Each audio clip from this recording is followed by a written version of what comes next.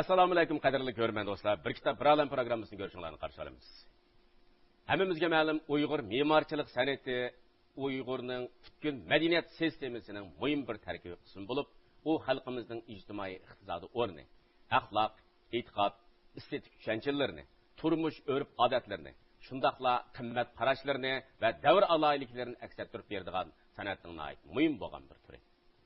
Bugungi programmamizda biz Tashqar Uyg'ur nashriyat nashr qilgan Uyg'ur öy bizakchiligi nomli cho'ng hajmli kitob ustida suhbat etamiz.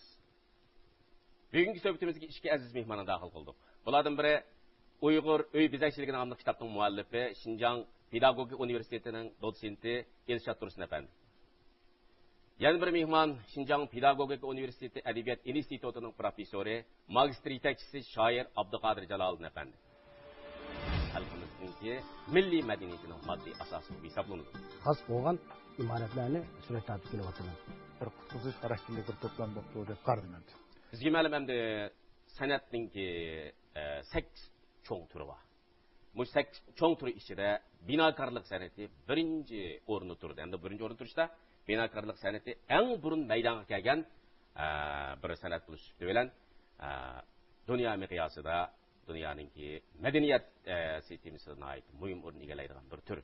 Xalqimizningki turmushidami, san'at tushunchalaridami binokorlikdan iborat bu san'at moddiy folklorninki yadrosini tashkil qiluvchi muhim bir tur bo'lishi bilan xalqimizningki milliy madaniyatining moddiy asosi bo'lib hisoblanadi. Elshadga Uyg'ur öy bizakchiligi nomli bu cho'ng hajmli suratlar to'plami kitobimiz mamlakat bo'yicha asonliq millatlarninki munavvar asarlarini nashr qilish mablag' yordamiga erishgan asar ekan. Undan keyin bu asarimiz Xinjiang Uyg'ur avtonom rayonimiz qurilganligining 55 yilligiga qilingan bir sovg'a ekan. Undaqda siz mushu Uyg'ur o'z bizakchiligi nomli mushu cho'ng hajmli mush kitobningki material manbasini qayerdan oldingiz? Undan keyin mush materiallarni xil-xili rad-rati bilan to'plash, buni to'plashni tortib nashr qilishgacha bo'lgan oraliqda qanday izlanishlarda bo'ldingiz? Men go'zal san'at kasbini o'tkazgan bir rassom. Men 1985-yildan 2011-yilgacha Qashqar Uyg'ur nashriyatininki go'zal san'at muallif xizmatida ishladim. Bu jarayonda o'z kasbimning ehtiyoji ham o'zimning qiziqishi bilan xalq turmushiga cho'nqur cho'kib, nurg'un suratlarni tortdim. Bu jarayonda xalq turmush surat tortishdan boshqa tarixi uzun, bezakchiligi alayida Uyg'ur xoslik kuchli bo'lgan o'ylarni surat tortib mangdim. Shuning bilan men o'zim qilayotgan o'sha turmush surat tortishdan boshqa Uyg'ur binokorlikdagi nurg'un suratlarni, tarixdagi nurg'un qadimiy imoratlarni tortishning muhimligini, buni keyingi avlodlarga qoldirish mening bir majburiyatim ekanligimni his qildim. Shuning bilan o'sha Uyg'ur madaniyatining muhim tarkibiy qismi bo'lgan Uyg'ur binokorlik san'atidagi bezaklik o'ylarni ratlab qaytadan ish boshlashga kirishdim. Mushu 22 yil bo'ldi izchil mushu bizningki tarixiy uzun milliy bezaklik xos bo'lgan imoratlarni suratga tortib kelyapman. Mushu jarayonda men mushu kitob uchun 10 ming parchadan ortiq surat tayyorladim. Mushu 10 ming parchadan ortiq surat to'pladim dedingiz. Mushuning ichida kitob kirgizilgan necha parcha Elshadga? Kitobga 1000 dan ortiq surat kirgizildi. Sizcha shu kirgizilgan suratlar shu xil bezakchilik san'atiga nisbatan bir vakil simvollik rolini o'ynay oladimi? To'g'ri.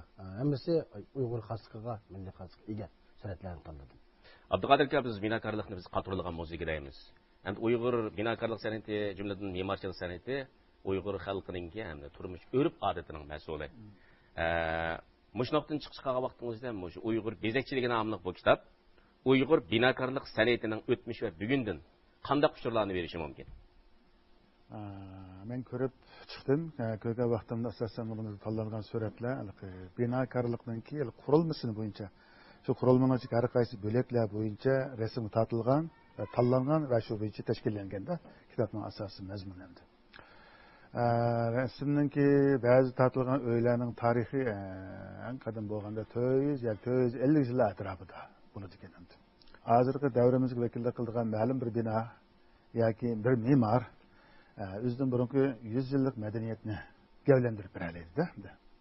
Shunda bo'lgan vaqtida buningdagi tanlab kirgan suratlarning o'zida ba'zi suratlarning o'zi Qashqardan tortilgan, ba'zi Xotan, Otish deymiz, Kucha, Turpan, Qumul, G'ulja. Umuman shu Tangri tog'larining janubiy va shimoliy Uyg'ur bo'stonliqlaridagi eng qadim deganda 400 yillik yo 450 yillik din tarixiga va hozirgisidan tortib bir suratlar o'rnashganda. Suratlar asosan qilib aytganda o'zining rang tili orqali so'zlayotdi bu tarixning o'zini. Ehtimol biz bu binokorlik bu uslubni O'rta Osiyodagi boshqa qo'shni allar bilan birlashtirib qaraydigan bo'lsak, balkim Yepak yo'lidagi shu O'rta Osiyo madaniyat chambiridagi umum bir xil san'at xosligini, san'at uslubini ham ko'rsatib berish mumkin. Endi buningdagi gullar va ranglar va nusxalar va endi har qaysi 100 yil burungi binolar bilan 50 yil burungi binolar va hozirgi binolar, yana 20 yil burungi binolarni o'zaro xronologik tartib bo'yicha bir yerga kirib qaraydigan bo'lsak, ranglarning garmoniyasida ma'lum jihatda bir o'zgarish bo'lganligini bayqaymiz endi. Ba'zi davr alaylik xos holda ba'zilik rangda aks etayotgan simvollik ma'nolarni ajdodlarimiz maskadanda ba'zi isloh qilganda, o'zgartirib olgan endi. Ammo shu geometrik shakllarning o'zida bir xil ritmi bor yana. Ranglarning o'zgarishlari bir xil geometrik, bir xil garmonik moslikmi bor. Bu shunday bir narsada. Shunga bu nusxalar va andizalar va o'rnaklarning endi tarixiy illanma benda bir xil o'rkashlar. Bu o'rkashlar ritm bor bir xilda. Tarixiy izchillikni bir xil yo'qotmagan bunday narsa. Demak, bu suratlar endi umuman qilib aytgan Uyg'ur binokorligi jihatda shu san'at, izlanish jihatlarida aytgan vaqtida bir qutqizish xarakterli bir to'plam bo'libdi deb qaradim. Moddiy va ma'naviy qiymatlarni yaratib kelgan bilimlar majmuasi. O'zining qimmatini jalalantirib kelyapti. Yunan madaniyati va islom madaniyatining ochiqligi mujassam qilgan. Endi ba'zi tarix manbalarga asoslangan vaqtimizda Uyg'ur binokorlik san'atining milodiy 6-7 asrlarni maxsus kasb bir hunar san'ati shakllangan deb qaraydigan. Masalan, Seringa daryosi bo'yidagi Boybaliq, undan keyin Urg'un Uyg'ur xonadonligining poytaxti bo'lgan Qorbaltiq shaharlaridan topilgan vasiqalar, uningdagi har xil zinnatlik naqsh buyumlar, sopol buyumlar, Urg'un Uyg'ur xonadonligiga tava bo'lgan mangutosh kutuklari, undan boshqa hozir qadar to'xtamay tepilayotgan yurtimizning har qaysi davrlaridagi shu binokorlikqa, shu naqshchilikka, shu bezakchilikka munosabatlik bo'lgan obidalar, o'rnaklar va boyliqlar xalqimizningki shu binokorlik san'atining to'lim uzunga tutishdiganligidan derak bersa kerak. Unda qo'yganda irshadga endi shu Uyg'ur binokorlik san'atiga nisbatan bizningki ko'rman do'stlarimiz tozabak chunqur va keng tonishga ega bo'lmamiz kerak. Mush xususdan chiqsak, shu Uyg'ur binokorlik qurilishi, ishlatilish o'rni va xarakteri qarab qanday turlarni o'z ichiga oladi. Endi mushlarni bir misol bilan bir shayralab beqish imkoniyati bormi? Uyg'ur binokorlik ishlatish o'rni va xarakteri qarab ijtimoiy muassasa, asariyatga madaniy yodgorlik tipdagi qurilishlar va shaxsiy turali qurilishlar deb turlarga bo'lindi. Ham o'zining ko'lami, materiali ishlatish qarab, yana idora organlar, doktorxonalar, teatrxonalar, muzeylar, aeroport, poyezd stansiya qatorliqlar, endin kutubxona qatorliqlar, endin diniy faoliyat so'rinlari, masjid, madras, endin uy, turalg'i uy qatorliqlarga bilindi. Abduqadir aka, Uyg'ur binokorligi va uy bezakchiligi qandaq madaniyat qatlamiga va madaniyat qimmatiga ega? Biz inchikilib qarasak, Ilshod tushuntirgan bu Uyg'ur uy bezakchiligiga keltirilgan shu o'rnaklardan endi biz shakllarning giralishi, ranglarning giralashtirilishi, anandagi o'xshamagan shakllarningki bir xil umumiy gavda nuqtasidan bir kelishtirilishi, mushiyatlarda biz endi tarixdagi har qaysi dillar vakillik qilgan madaniyat qatlamining iznalarini biz qiynalmay topa olamizda. Bu ham bizning navbatga izlanishga kutib turayotgan bir ish endi. Muhimi buningda mandaq bir sharoit bor. Biz endi da'vatimiz yarasharlishish, madaniyatga yarasharlishish, iqtisodiyatga yarasharlishish da'vatimiz bu hozir bizning ko'z oldimizga amaliyot bo'lib qoldi endi. Ikkinchisi endi sanoatlashish, zamonaviylashish da'vatimiz, shaharlashish da'vatimiz Bo'libmi 90-yilning mobaynida Uyg'ur madaniyati aynan madaniyati har xillashishni keldi. Yarashalashish, sanoatlashish hamda shaharlashish madaniyatidagi shiddatli ta'sirga uchrayapti. Buning ijobiy tarafi bor, albatta, salbiy tarafi bor. Erishayotgan narsalarimiz bor, lekin yo'qotayotgan narsalarimiz xeli bor. Biz hamda millatning madaniyat qatlamida qutquzish xarakterlik emgaklarni qilishga yaraydigan mutaxassislarimiz yetarli bo'lmaganligi uchun bizning qilayotgan ba'zi ishlarimiz qutquzish taqozoyimizga nisbatan yetarli bo'lmayapti. Endi odatda xalqaro mana bir narsa bor. Yerlik bilim tadqiqoti deydi. Odatda buni hanzucha bin tujishimi deymiz, defunctionishimi deymiz. Bu masalan Kanada, Amerika, Avstraliya bu qatorliq rayonlarda endi oliy maktab o'rinlarida va akademiyalarda tadqiq qilinib gullangan bir ilm endi bu jihat. Bu yerlik bilim degan nima degan vaqtida zamoniy bilimlar endi sirtdan taqlidiy holda ko'chirib kelingan bilimlar. Shu xalqning turmushiga ta'sir ko'rsatishdan ilgari xalq mayli o'zining dehqonchilik, to'qimachilik, uy binokorlik deymiz, san'at, adabiyot mush sohalarda o'zlari yaratgan, o'zining shu ekologiyasiga, tabiatiga mos keladigan va shu xalqning turmushi shu vaqtda asqatgan moddiy va ma'naviy qimmatlarni yaratib kelgan bilimlar majmuasi, bilimlar jug'lanmasini ko'rsatyapti. Bu endi shu Uyg'ur uy bezakchiligi, Uyg'urlarning shu uy binokorlik, anadekan ba'ziligi shakl va ranglardagi simvollik qilib, milliy simbol, anadekan san'atning har qaysi davrlardagi uslublarini o'zaro g'iralashtirib jihatdagi milliy alayliklarni, yerlik xosliklarni, millatning madaniyat jihatiga san'at jihat genini obrazlik va bevosita namoyon qilish jihatlarida nihoyat qimmatli bir xizmat o'tadi deb qaraymiz-da. Shunga bu kitob endi Uyg'urlarning shu binokorlik jihatdagi yerlik bilimlarini tushunish, qizish va tadqiq qilish jihatlarida belgilik yetaklash qimmatiga ega deb muayyanlashtirish kerak. Uyg'ur binokorlik san'ati ko'p qatlamliqqa, ko'rkamlikka, amaliyatchanlikqa, shundaqla puxtalikqa ega bo'lishi bilan hozir qadar o'zining qimmatini jalolantirib kelyapti. Esatga hamda albatta biz shu tarixdan buyangi Uyg'ur binokorlik san'ati shundaqla bezakchilik san'atining qanday o'zgarish va xosliklarni beshini kechirganligini ko'rman do'stlarimiz bilan bir o'rtoqlashib o'tmasak bo'lmaydi.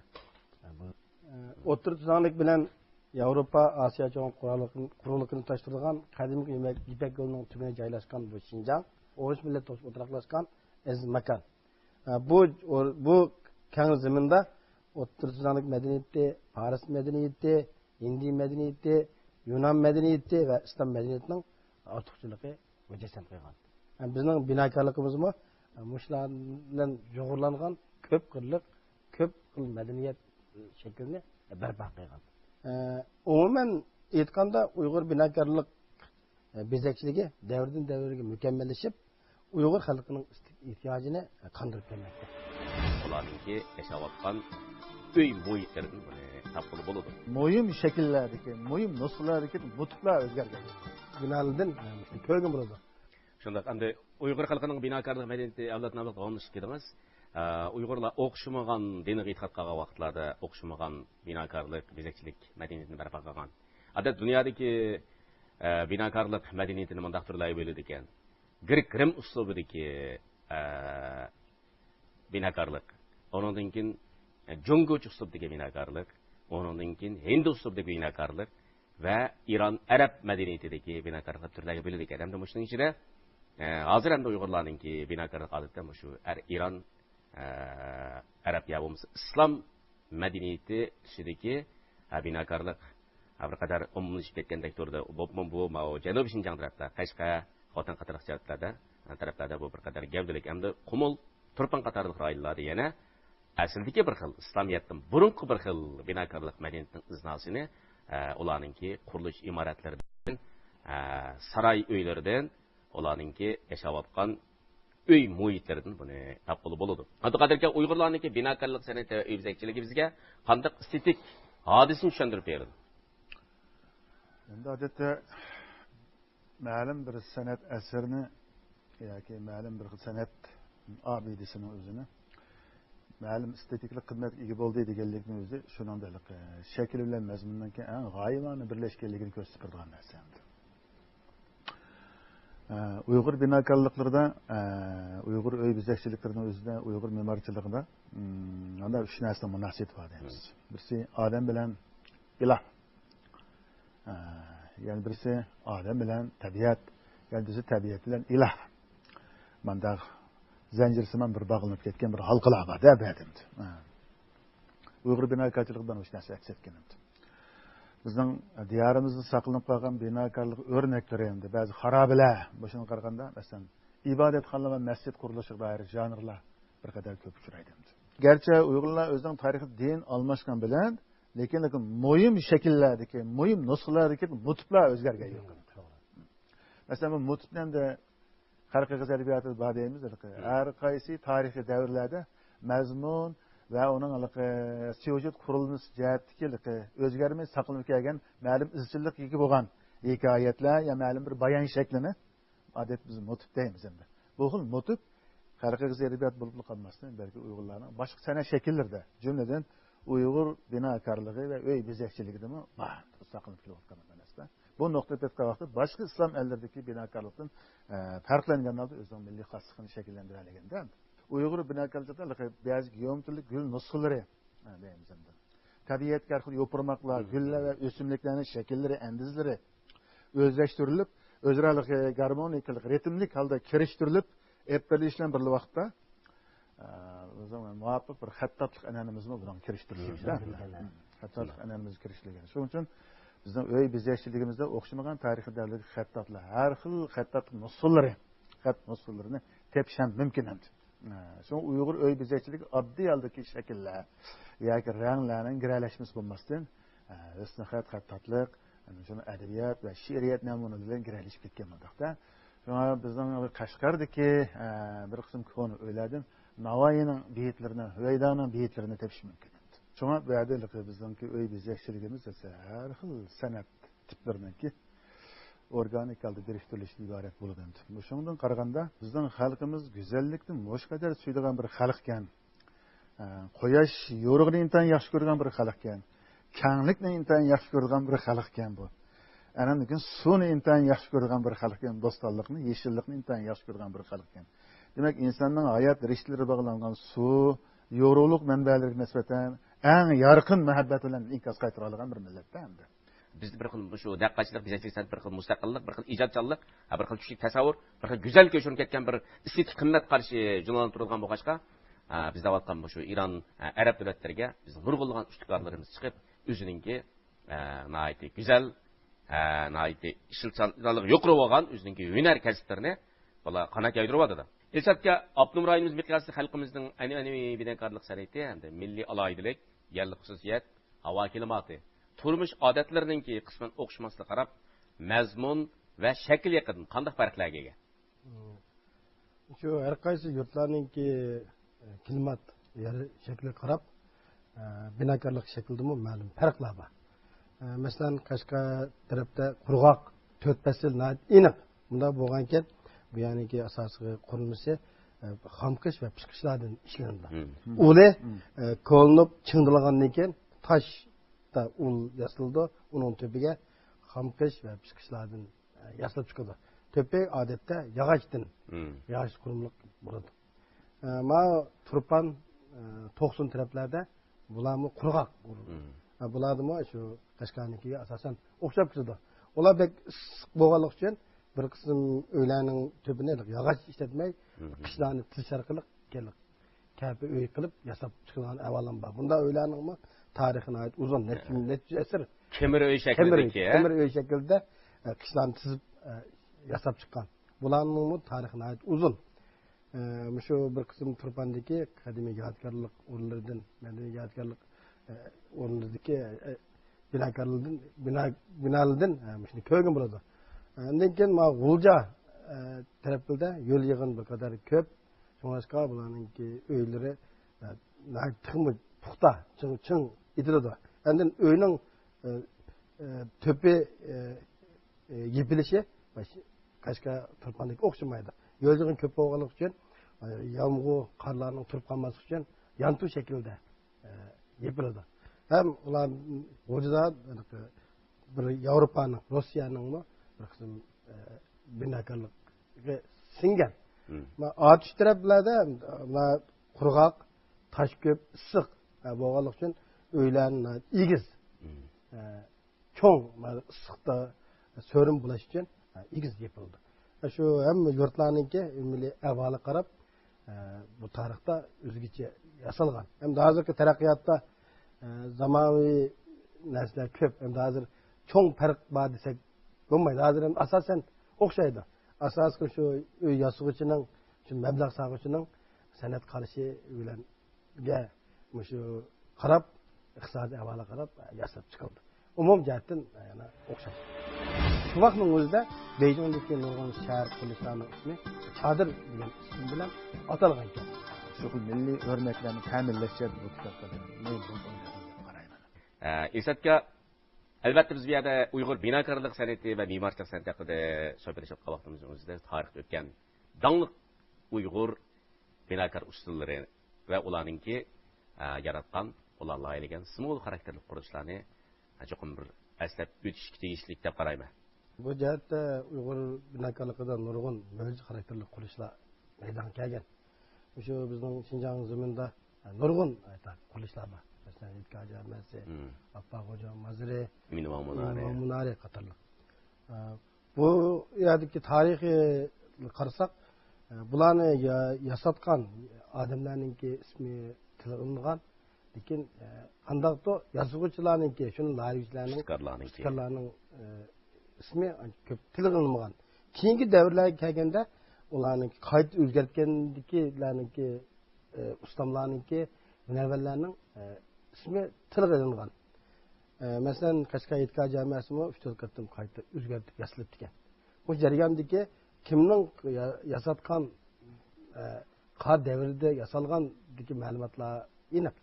Lekin qa ustamning yasalgan aniq emas. Yani bir qism tarixiy kitoblarga, masalan, Yuan sulolasiga o'tgan mashhur Uyg'ur shaxslar degan kitobga nazar solsak, bu kitobda bizningki Axtardin deydigan bir binokor o'tgan ekan. Yuan sulolasi davrida bu Axtardin danglik binokor ustasi bo'lib, o'z vaqtida bizning hozirgi poytaxt Beijing shahrini loyihalagan. Beijing shahrini loyihalashdan boshqa aşu Beijing şəhərinin mərkəzindəki xan saraylarını qoşub loyihalagan.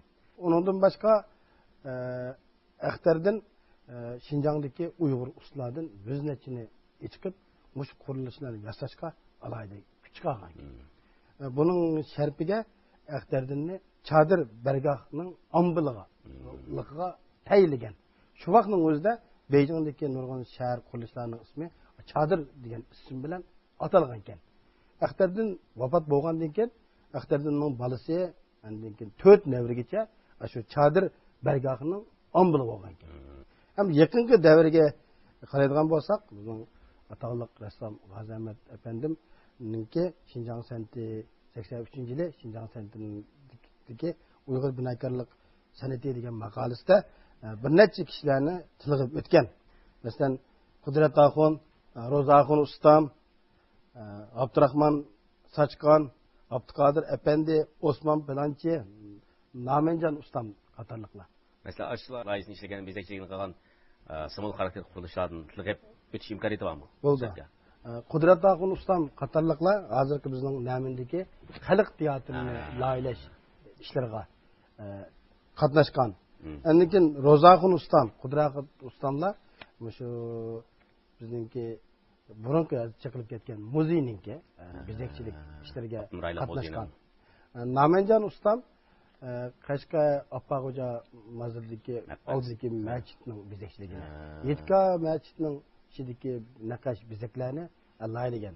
Undan boshqa G'azi Ahmad apandim o'zi loyihalagan Beijingdagi xalq cho'ng sarayidagi Xinjiang zalidagi bezakchiligini shu Ro'za Axun ustamning bolalari bezab chiqqan. Abduqodir aka, Ilsat apandininki Uyg'ur uy bezakchiligi nomli kitobninki ilmiyligi va amaliy ishlatishchanligi qaysi tarafda bekaraq gavurlik deb qaraysiz? Kitob Uyg'ur uy bezakchiligi deb qo'yilgan mavzuning bilan umuman qilib aytganda shu ayvan saray deymiz, peş ayvan deymiz, torus deymiz, andan keyin mihrab va boshqalarni har qaysi bo'laklar qurilma jihatdan parchalab turib suratlar orqali asosan ko'rsatilgan bunday. Shunga Uyg'ur o'zbekchasining qurilma nuqtasidan bayon qilib tasviriy shaklda, surat shaklida asosan gavlantirib ko'rsatgan deyishga bo'ladi. Endi kitob dastlab qadamda Uyg'ur binokorlik o'rnaklarini kishilarga namoyon qilishyapti. Haqiqatan endi hozirgacha ishlanmagan bo'sh o'rinni to'ldirish ahamiyati bor. Endi kitobga ba'zi narsalarni to'liqlash mumkin. Masalan, har qaysi atalg'ularning kelish manbai, lug'at ma'nosi, qaysi tarixiy yillarda kirgan. Andan keyin bu uy bezakchilik ishlatilgan materiallar, tarkiblar qanday yasaladi? Ba'zi kimyalik tarkiblari, materiallarning turlari qanday tayyorlandi, qanday pishiqlandi, endi ularning chidamchanligi qanday qilmas, ranglarning o'ngmasligi bu qatorda ba'zi bayonlar navbat qadamlar yana davomli to'liqlashni kutib turdi. Andan keyin bo'lsa kitobga bizlik Uyg'ur uy bezakchiligida ishlatilgan asboblar, uskuna va saymonlarning lug'ati va ularning kelqi. Ba'zi yamdan ba'zi ko'rinishlarni bersak, kitobning ilmiyligi texmi eshish mumkin endi.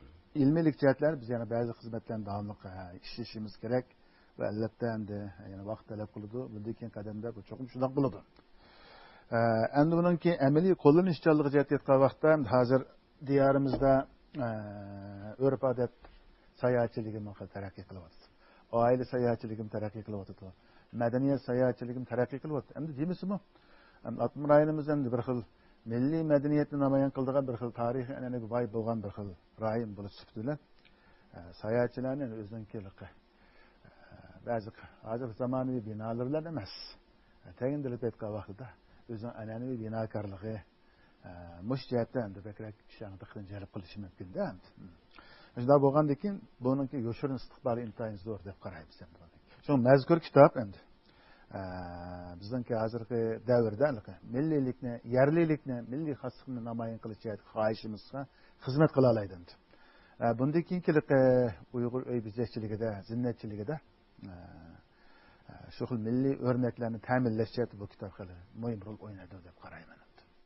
Uyg'ur binokorlik san'ati va bezakchilik san'atida o'zidagi shu go'zallik, estetik qimmat, o'zidagi bir xil tasavvurga boy bo'lish, ko'rinish bo'lish jihatlarda dunyodagi moddiy folkloriga, jumladan elimizdagi moddiy folkloriga o'chmas to'palarni qo'shib kelmoqda.